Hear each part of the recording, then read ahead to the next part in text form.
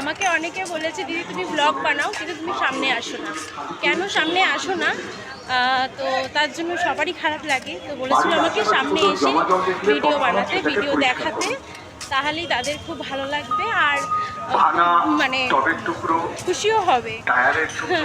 তো বিশেষ করে আমাকে অনুরোধ করেছিল যে তুমি সামনে এসে ভিডিও বানাও, নাহলে তুমি যে কে আমরা তো কেউ চিনতেই পারছি না।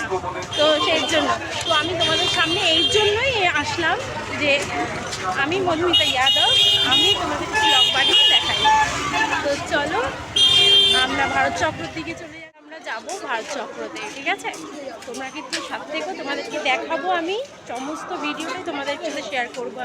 তোমাদেরকে আমি কথা দিয়েছিলাম যে সমস্ত ভিডিও আমি তোমার সাথে শেয়ার করবো যখনই আমি ঠাকুর দেখতে বেরোবো। তো এখন আমরা যাচ্ছি ভারত চক্রের দিকে। তো চলো আমরা ভারত চক্রটায় পৌঁছে তোমাদেরকে দেখাই সেখানে কী হয়েছে। এত লাইনের পরে অবশেষে আমরা ভারত চক্রতে চলে এসেছি। তো দেখতেই পাচ্ছ এখানে জামদানি উড়ান করেছে প্যান্ডেলটা ভারত চক্র। তো তোমরা এখনও যারা দেখোনি তারা কিন্তু তাড়াতাড়ি চলে আসো দেখার জন্য।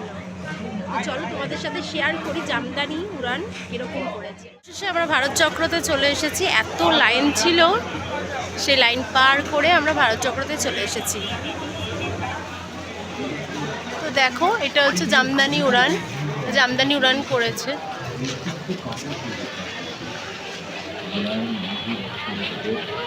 কিভাবে সুতোর কাজ হয় এবং কিভাবে তাঁতিরা শাড়ি বোনে সেটাই এখানে তুলে ধরেছে।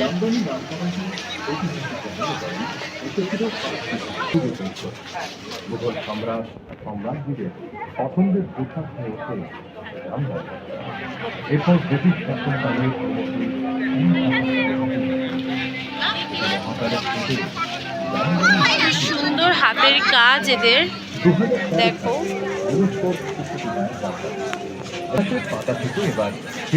এত শুষ্ক কাজ, তাই না?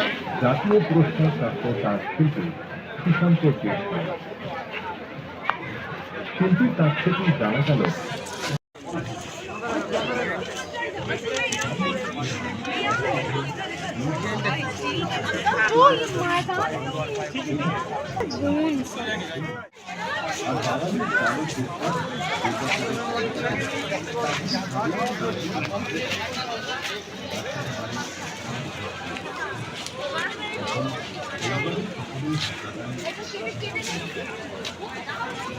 এটা হচ্ছে জামদানির শাড়ি,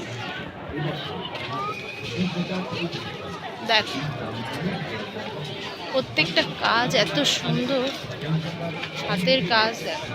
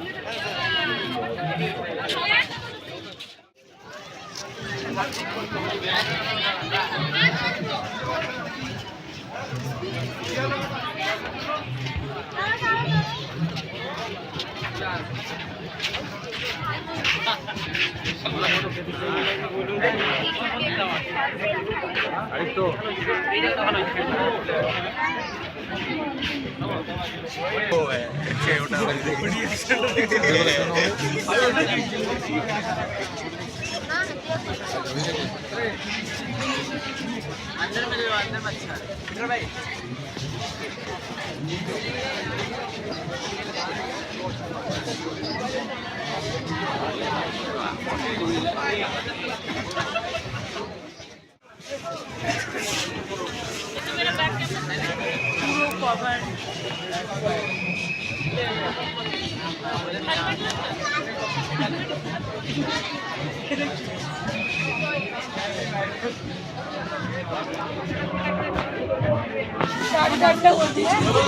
বেঁচে দেবে। সবাই